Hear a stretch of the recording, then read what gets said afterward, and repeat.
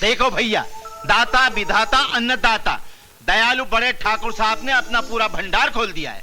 अब आप आके अंगूठा लगाओ और अपनी जमीन की दुगनी जमीन ले जाओ। ठाकुर साहब, आज ये बात कुछ हलक की नीचे से नहीं उतर रही कि बड़े ठाकुर इन पे इतने मेहरबान हो गए हैं, इनकी ये जमीनें लेकर इन्हें दुगनी जमीनें दे रहे हैं। क्योंकि हमारे ठाकुर का दिल बहुत बड़ा है, वो आप सब लोगों को खुशहाल देखना चाहते हैं। तुम लोग ये समझते हो कि ठाकुर हमेशा ठोकरे मारते हैं? नो नो नो नो, आज तुम्हारी इस बात को हम लोग गलत साबित कर देंगे। आप एक एक करके आओ और अपने नाम के आगे अंगूठा लगाओ भैया।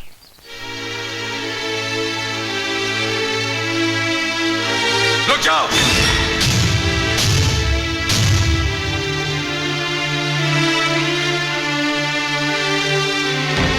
ये क्या कर रहे हो तुम लोग? अपने होश गवा बैठे हो क्या? इस ठाकुर ने हमेशा गरीब गांव वालों की जमीनों को छीना है और आज ये तुम्हें दुगनी जमीनें दे रहा है। क्यों? सोचा तुमने इसमें जरूर इसकी कोई चाल है? मास्टर जी, तुम फिर बीच में टपक पड़े। बड़े ठाकुर भगवान का अवतार है और तुम चाहते हो कि ये गांव वाले अपने भगवान पर शक करें? खुदा का बंदा कभी खुदा पे शक नहीं करता, शैतान पे करता है। किसी भी हालत में इस कागज पे अंगूठा नहीं लगाना, बिल्कुल नहीं लगाना। खदेड़ दो इसे। तू मेरी आवाज को नहीं रोक सकता ठाकुर। मैं सच्चाई साबित करूंगा, दिखाऊंगा कि सच्चाई क्या है। मेरी आवाज को नहीं रोक सकता तू। नहीं रोक सकता।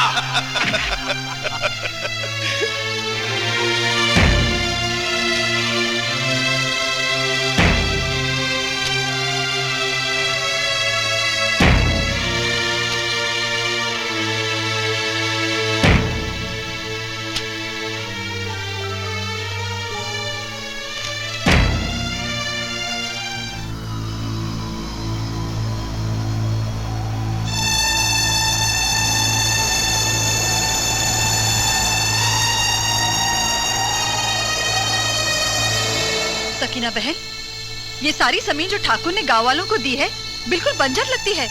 इसमें तो अनाज का एक दाना भी नहीं पैदा हो सकता। हम गलत जमीन पे तो नहीं आ गए? बिल्कुल नहीं।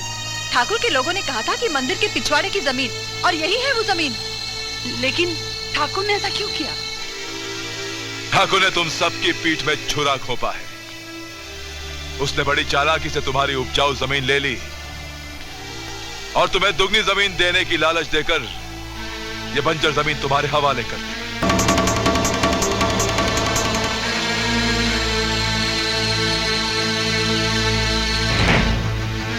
ये तमाम सामान और खाने पीने की चीजें ठाकुर साहब ने अपने वफादारों के लिए मंगवाई हैं। लेकिन वफादार वही कहलाएगा जो आज आकर यहां से बंदूक उठाएगा और कसम खाएगा कि आज के बाद वो कभी ठाकुर साहब के साथ नमक हरामी नहीं करेगा। रुक जाओ!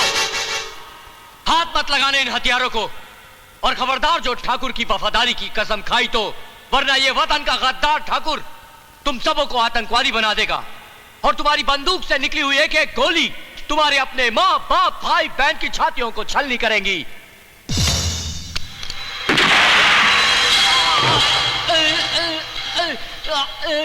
नहीं क्या?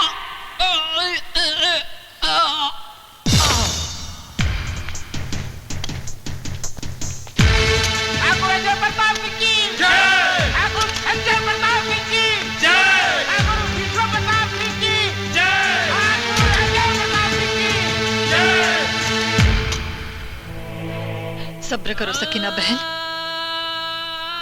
कैसे सब्र करूं? मेरा कलेजा तो फटा जा रहा है। इतना छोटा सा था जब मैं इसके घर दुल्हन बनकर आई थी।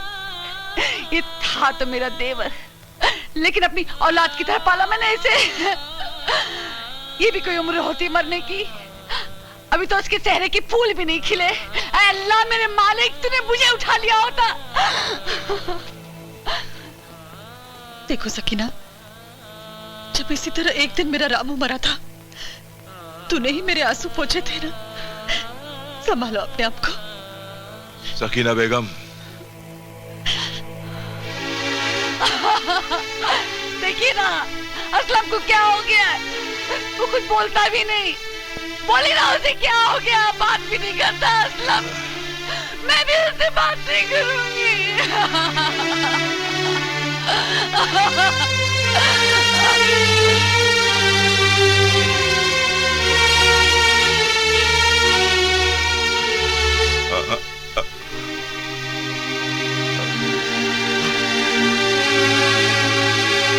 कौन कहता है कि मेरा भाई असलम मर गया?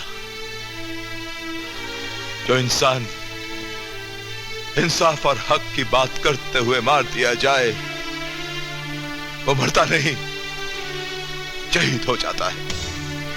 बेशक आपका भाई शहीद हुआ है मास्टर जी। आपकी तारीफ। कैप्टन विजय प्रताप सिंह रिश्ते से ठाकुर अजय प्रताप सिंह का भाई हूं, लेकिन अमल से उसकी जराइम की इमारत को खोखला करना ही मेरी जिंदगी का मकसद है, और उस मकसद को पूरा करने के लिए अब यहीं बस गया हूं। यही मेरी जिंदगी का भी मकसद है। एक और एक मिलके दो नहीं 11 हो जाते हैं। अब हम दोनों मिलकर उस दरिंदे का मुकाबला करेंगे।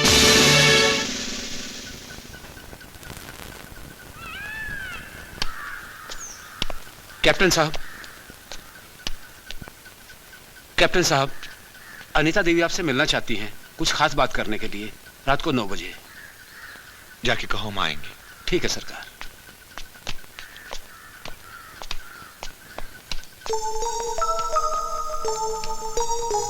दैया रे दैया, ठाकुर साहब की रखेल अनीता इस फौजी से कुछ कहना चाहती है। मतलब दाल में कुछ काला है। सालिग्राम, ठाकुर साहब से नंबर बढ़वाने का यही मौका है।